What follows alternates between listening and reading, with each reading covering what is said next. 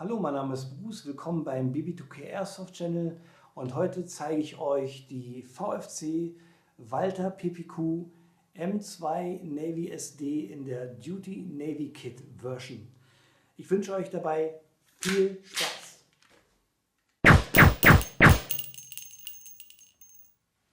Mein Name ist Bond, James Bond.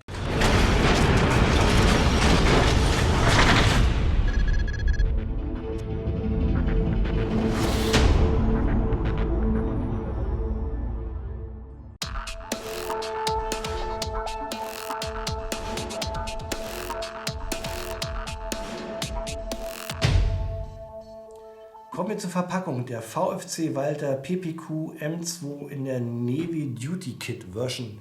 Also Verpackung kann man wirklich nicht dazu sagen, denn geliefert wird sie in diesem wunderschönen schwarzen, sehr stabilen Plastikkoffer, der sogar Metallverschlüsse hat. Und ja, machen wir den mal auf und schauen uns den Inhalt an.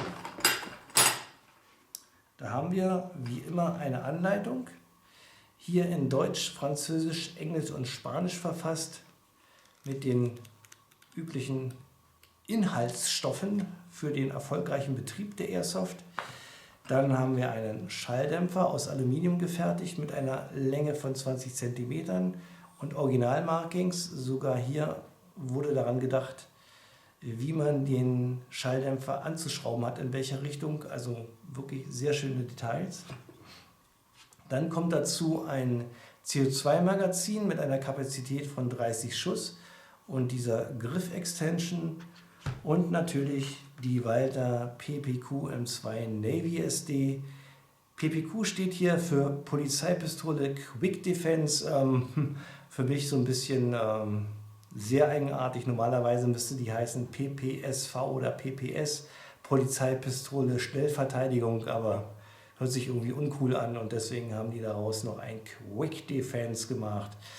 Jawohl, und jetzt noch interessant, warum heißt die Navy SD? SD einmal für den Schalldämpfer, den man hier anbringen kann, und Navy, weil hier an der Wasserverdrängung etwas gearbeitet worden ist, also nicht bei der Airsoft, sondern bei der Real Steel, dass für den maritimen Einsatz die Waffe schneller einsatzbereit ist, wenn man damit aus dem Wasser kommt, dass das Wasser schnell aus der Waffe läuft und man damit gleich loslegen kann. Apropos loslegen, ich schraube jetzt mal hier schnell den Schalldämpfer an. So, schnell ist schnell gesagt, das Ding schraubt sich total lange ab. Schalldämpfer rauf. Ja. Und damit man mal sehen kann, wie das Ding mit aufgeschraubtem Schalldämpfer aussieht. Magazin rein. Und dann würde ich sagen, zeige ich euch mal die Walther PPQ M2 in Motion.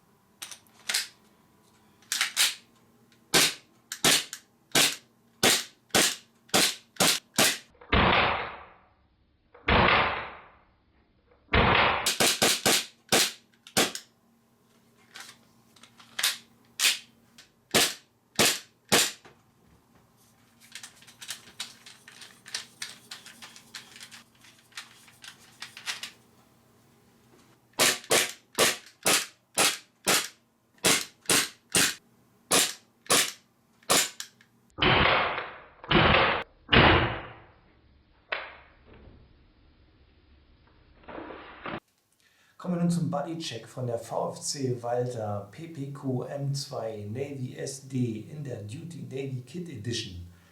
Was ein Satz! Ja, fangen wir an. Was mir sofort aufgefallen ist beim Auspacken, war das Gewicht. Ich war erschrocken, war für mein Gefühl etwas zu leicht. Doch als ich mich etwas belesen habe, musste ich feststellen, dass die Airsoft sogar mit 731 Gramm schwerer ist als die Real Steel Version, die nur 709 Gramm wiegt. Also sehr interessant. Die Länge stimmt ebenfalls mit der Real Steel überein. Sie beträgt 198 mm. Der Unterschied zwischen der normalen PPQ M2 und dieser M2 Navy SD ist der verlängerte Lauf mit einer Länge von 118 mm statt wie bei der normalen M2 102 mm. Am Ende des Laufes befindet sich diese Kappe, die man abschrauben kann, um dann ganz einfach einen Schalldämpfer auf dieses Gewinde zu schrauben. Ein weiterer Unterschied hier ist diese Griff Extensions, die mehr für Schützen mit größeren Händen, so wie bei mir, vom Vorteil ist.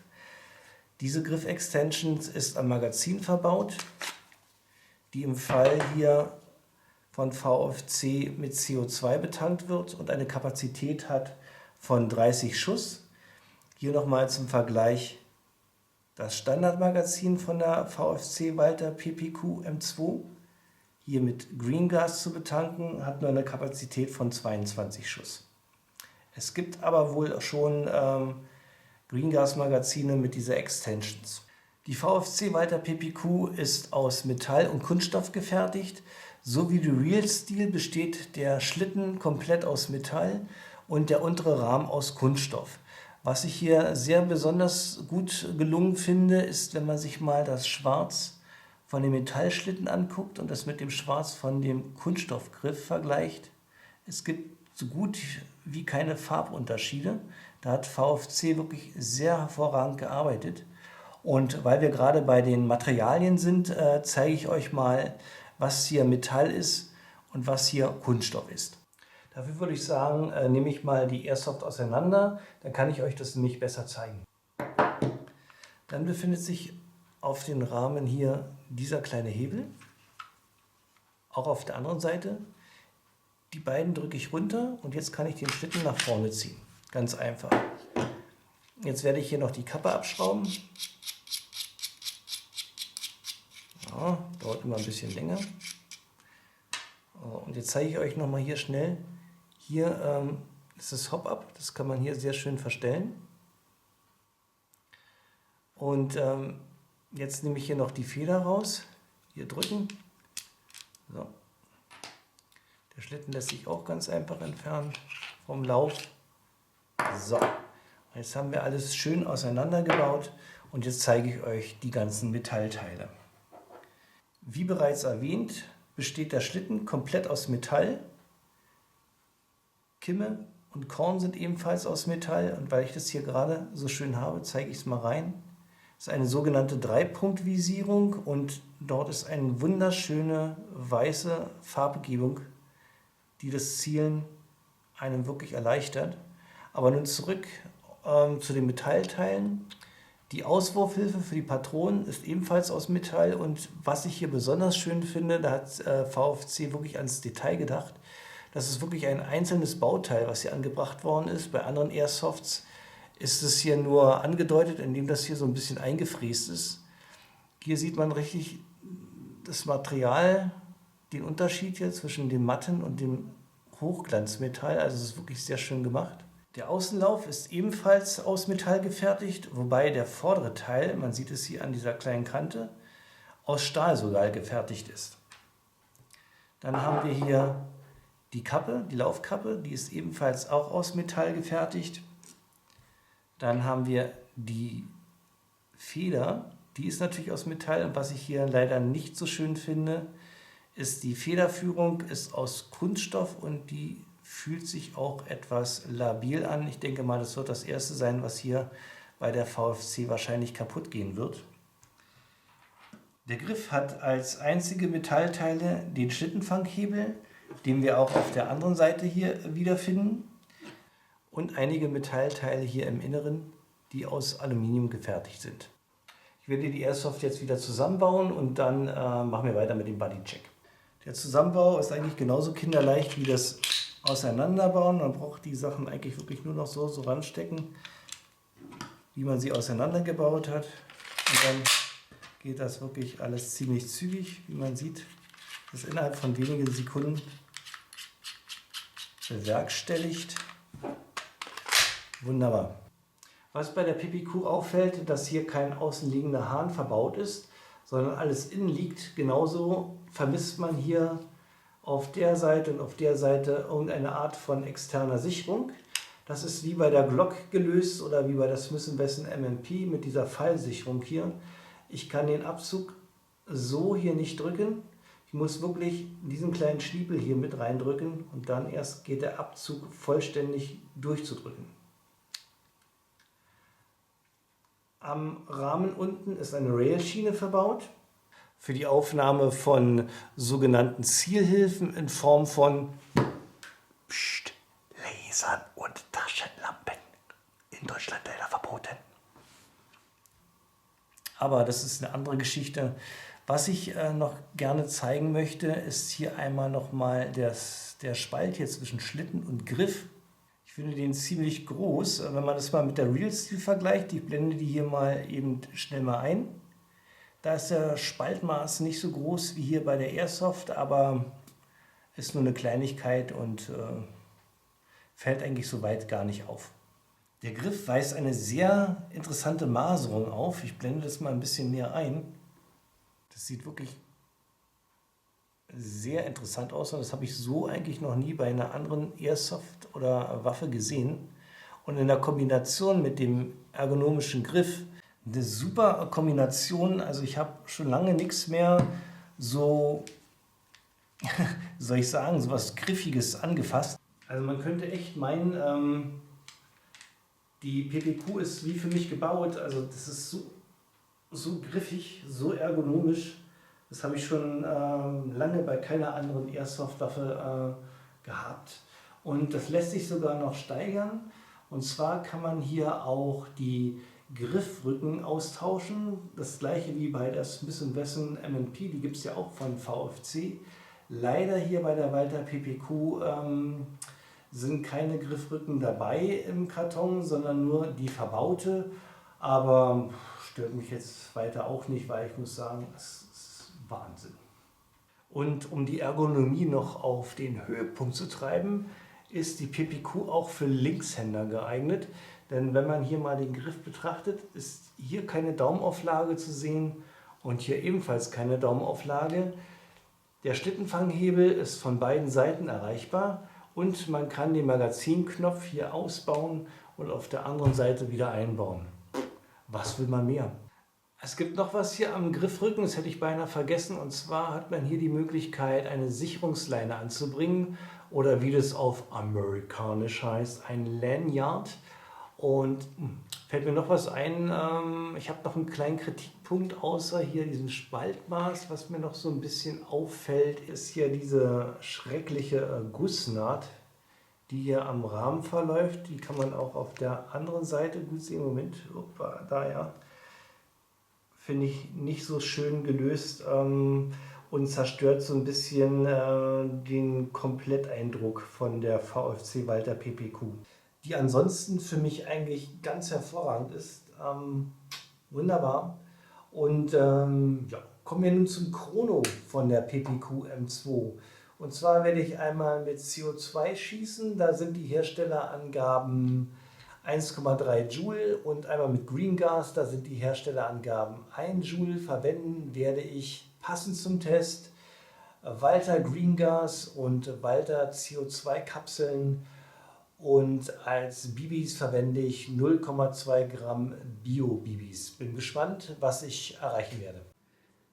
Ich beginne mit Green Gas. Da müsste ich jetzt einen Wert von 330 FPS erreichen, beziehungsweise 1 Joule. Ich gebe 5 Schuss ab.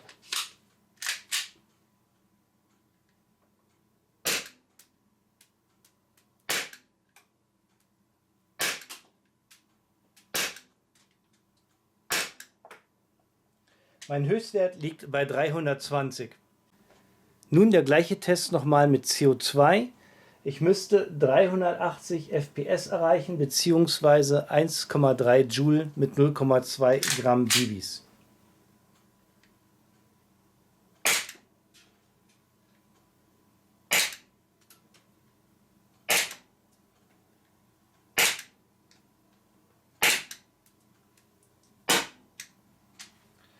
Mein Höchstwert liegt bei 349 FPS. Kommen wir zu den Markings der Walther PPQ M2 Navy SD. Und da muss ich sagen, hat VFC richtig zugegriffen. Denn ja, da gibt es echt nichts zu meckern. Fangen wir mal mit den Schlitten an. Dort finden wir zum einen gleich einmal das Walther-Logo und daneben die Bezeichnung PPQ. Dieses alles richtig schön in den Schlitten gefräst, nichts draufgelasert. Das fühlt sich richtig gut an und sieht auch richtig gut aus. Dann finden wir hier noch auf dem Griffstück die Bezeichnung Karl Walter Ulm Corporation. Und hier sehr interessant, auf Deutsch Warnhinweise beachten. Davon kann man ausgehen, dass VFC die deutsche Version der PPQ verwendet hat zum Nachbau und nicht die amerikanische. Unten am Griffstück sehen wir die Bezeichnung PPQ, und zwar auf beiden Seiten. Am Griffrücken finden wir die Transponder-ID, und zwar verbirgt sich hinter diesem Griffrücken ein passiver RFID-Chip. Wenn der angescannt wird, kann man die Daten zur Waffe erfahren, also Seriennummer und um was es sich da handelt. Natürlich bei der Airsoft-Version von VFC nicht, aber bei der Walter PPQ M2 ist es der Fall. Also für den Sammler muss ich sagen, hervorragend, dass auch an dieses kleine Detail hier gedacht worden ist. Auf der anderen Seite des Griffstückes finden wir hier das F-Symbol für den deutschen Markt, ebenso wie die Angabe Kaliber 6 mm. Und hier am Lauf sehen wir die Markings Walter und die Kaliberangabe 9 mm. Aber das ist noch nicht alles. Es gibt noch weitere Markings, und zwar hier an dem Magazin nochmal das Walter-Logo und Kaliber 9 mm und an der Seite die Zahlen für die noch vorhandenen Patronen, um leichter zu sehen, wie viele Patronen denn noch im Magazin sind. Tja, das sind eigentlich alle Markings von der VFC Walter PPQ M2. Gelogen. Es gibt noch mehr Markings, denn wir haben vergessen, den Schalldämpfer, der hat auch noch ein paar Markings, die zeige ich hier auch noch mal kurz. Und zwar weiß aufgedruckt das Walter-Logo, dann die Bezeichnung Navy SD für Schalldämpfer, Kaliber 9 mm, die Seriennummer 0159 und die Herstellernummer NSM 100522261992 und die Zusatzzahl 7. Und ja, noch ein kleines Marking, und zwar findet man hier am Gewinde nochmal die Kennzeichnung, wie man den Schalldämpfer anzuschrauben hat. Und ich werde den Schalldämpfer jetzt mal anschrauben, denn es bleibt jetzt noch die Frage zu klären, ob dieser Schalldämpfer auch... Oh Mann, soll ich euch was sagen? Der geübte Zuschauer hat es wahrscheinlich auch schon bemerkt. Ich habe noch ein Marking vergessen, und zwar hier hinten am Schlitten. Am Griffstück finden wir nämlich noch die Seriennummer. Das Besondere an dieser Seriennummer ist, es ist nicht einfach die gleiche, sondern bei VFC ist dies eine fortlaufende Seriennummer. Das heißt, die 14D02453 ist einmalig und gehört nur mir. Und ich werde den Schalldämpfer jetzt mal anmontieren, denn es bleibt jetzt noch die Frage zu klären, ob dieser Schalldämpfer auch wirklich den Schall dämpft oder ob das nur ein Dummy ist. Und dazu ja, werde ich einmal ein paar Schuss abfeuern und ihr könnt mal selber vergleichen. Dämpft der Schalldämpfer oder dämpft der Schalldämpfer nicht?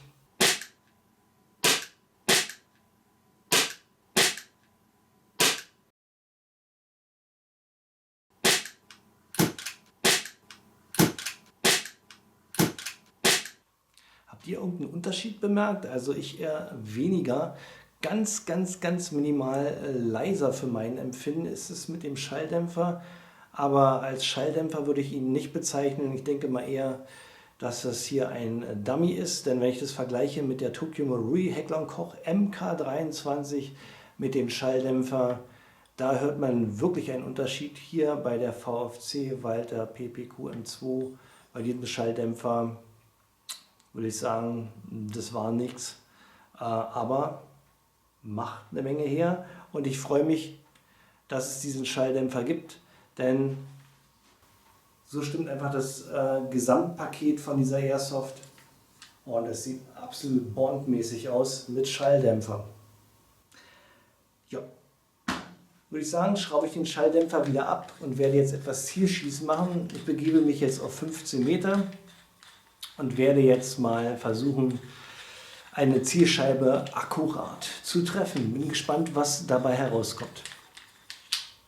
Die Entfernung zur Zielscheibe beträgt 15 Meter und ich werde auf ein A4-Blatt schießen und damit man am Ergebnis nicht sagen kann, oh, der Bruce hat doch gewackelt, das kann doch gar nicht sein, der kann doch gar nicht so schlecht schießen, habe ich mir dieses Stativ hier noch dazu gepackt. Da werde ich die PPQ drauflegen und genau mit dem Visier auf den roten Punkt zielen.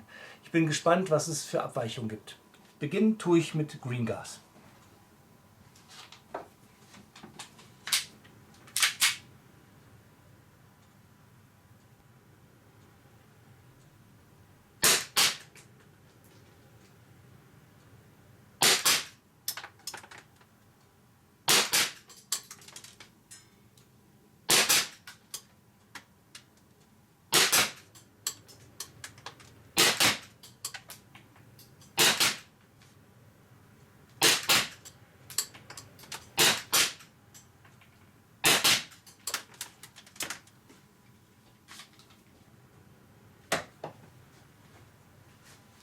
Ich wechsle jetzt die Scheibe und dann mache ich mit CO2 weiter.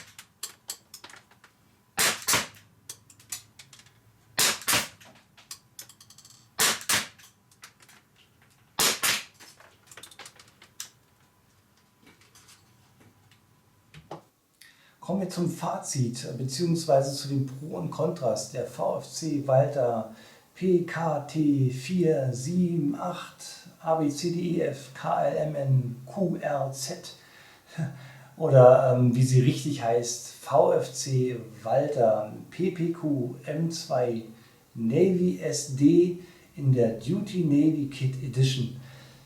Ein Wahnsinnssatz und ich finde auch eine Wahnsinnsreplika, die VfC hier geliefert hat.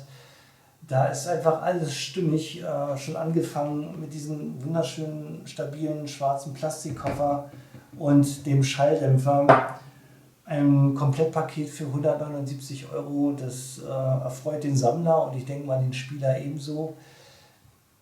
Die Verarbeitung ist top, abgesehen hier von der Gussnaht hier am Griffstück oder halt auch der Spalt zwischen Schlitten und Griffstück, was aber mich persönlich jetzt nicht so stört. Störend ist vielleicht eher mehr die Federführungsstange hier drin, die ist aus Kunststoff und die ist nicht aus Metall, wo ich denke, das wird das erste sein, was kaputt geht.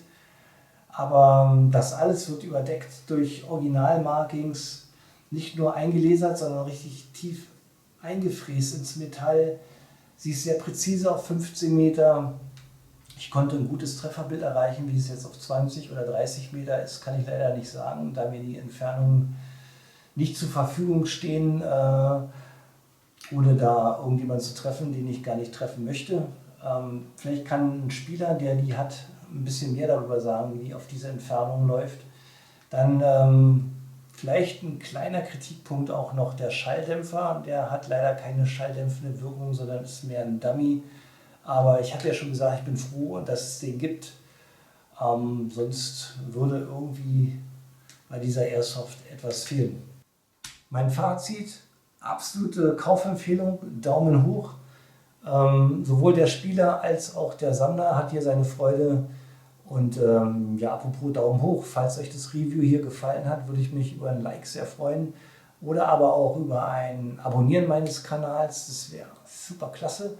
Ja, was bleibt mir anders übrig? Ich werde wohl mein Köfferchen jetzt hier wieder packen und ins Wochenende ziehen.